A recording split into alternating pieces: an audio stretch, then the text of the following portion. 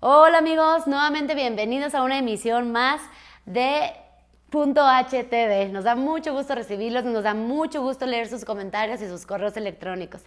El día de hoy traemos un tema importantísimo para todo aquel que desea emprender el camino del autoconocimiento personal y es el trabajo con la sombra. Todo ser humano tenemos una parte muy linda y tenemos otra parte no tan linda.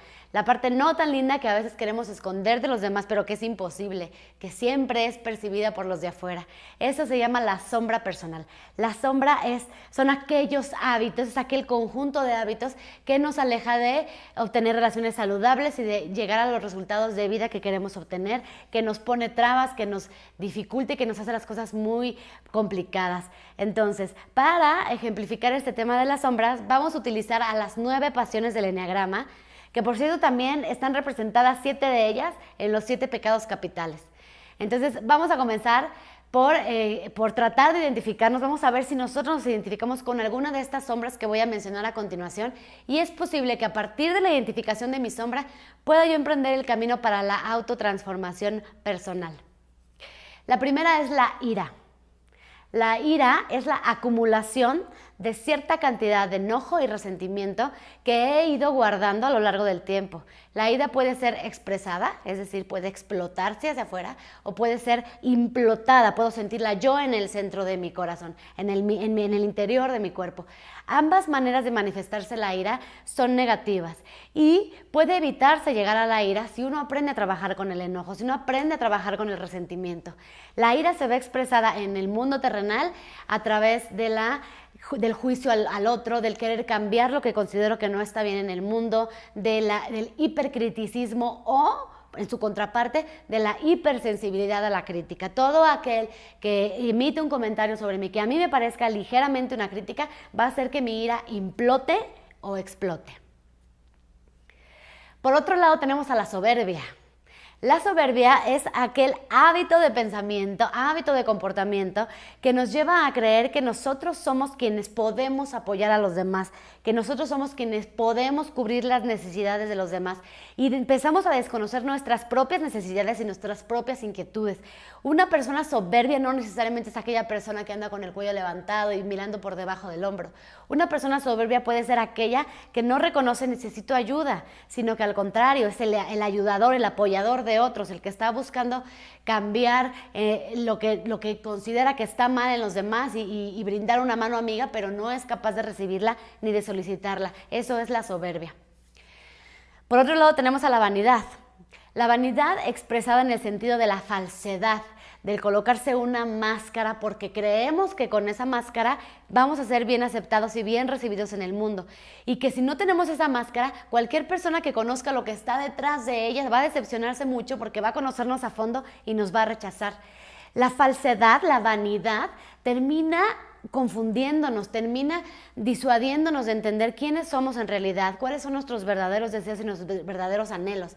La vanidad en términos terrenales se expresa en el fingir, en el no ser asertivos, en el mentir, en el querer apantallar a otros, en el querer manejar una imagen que no necesariamente corresponde a quienes nosotros somos. Por otro lado está la envidia. La envidia expresada como esa actitud en donde yo miro los triunfos de los demás, y los triunfos de los demás me recuerdan mis fracasos, y en lugar de ser capaz de alegrarme con el beneficio de otros, me molesta, me incomoda, porque me recuerda mi propia miseria, me recuerda mis propios fracasos, me recuerda mi propia incapacidad para lograr lo que tengo.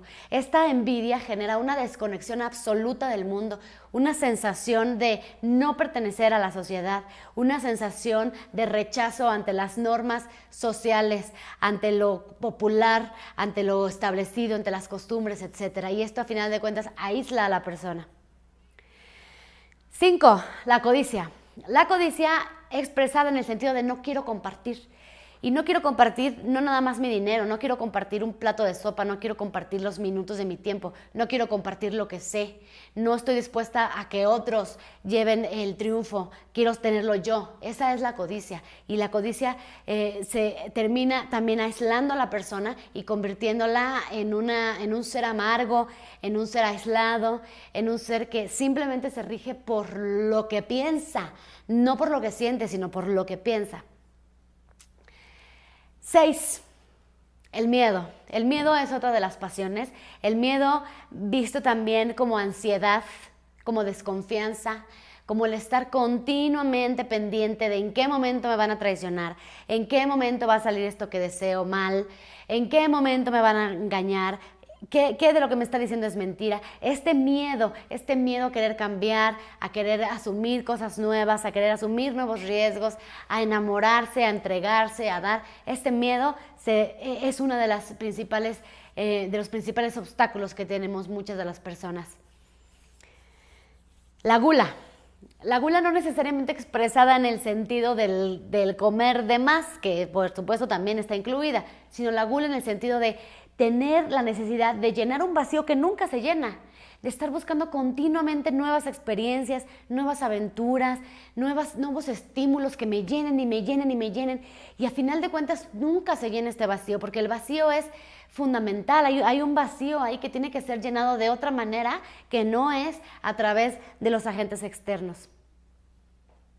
La lujuria. La lujuria no necesariamente se refiere a lo sexual, que también lo incluye, pero la lujuria en el sentido de los excesos, de la necesidad de vivir la vida intensamente, de no considerar que uno es feliz y que vive la vida plenamente si no es con intensidad. Si tomo mucho, si fumo mucho, si como mucho, si una persona me gusta, me excedo en la convivencia con esa persona, hasta que finalmente se terminan separando estas relaciones, porque no es posible para ninguna relación sostener una dinámica de tanta intensidad, de tanta exigencia, de dame, dame, dame.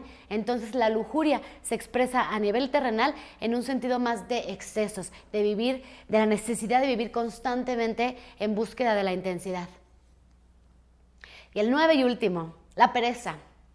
La pereza vista desde el sentido de la postergación, del dejar pasar las cosas, del no concluir las tareas, del olvidar las cosas importantes, del evitar el conflicto, del evitar querer arreglar las situaciones. Esta es la pereza expresada lo vemos expresado en la manera de cómo la gente de repente abandona las obligaciones, de repente abandona los proyectos, abandona sueños, simplemente por no enfrentarse a la incomodidad que siempre se da tras cada paso nuevo, tras cada acción, tras cada nuevo desafío. Esta es la pereza expresada en términos terrenales. Si tú te identificaste en alguna de estas sombras, si crees que tú tienes alguna de estas sombras, muy bien, felicidades, porque ya estás en el camino de empezar a trabajar con ella, de empezar a autoconocerte y a saber en qué momentos ha hablado tu sombra por ti, ha actuado tu sombra por ti y no ha dejado que emerja tu verdadera luz. Así es que, pues sigue conociéndote, sigue en este camino y te deseo que tengas una muy provechosa existencia y nos seguimos viendo cada lunes por aquí. Gracias por acompañarnos.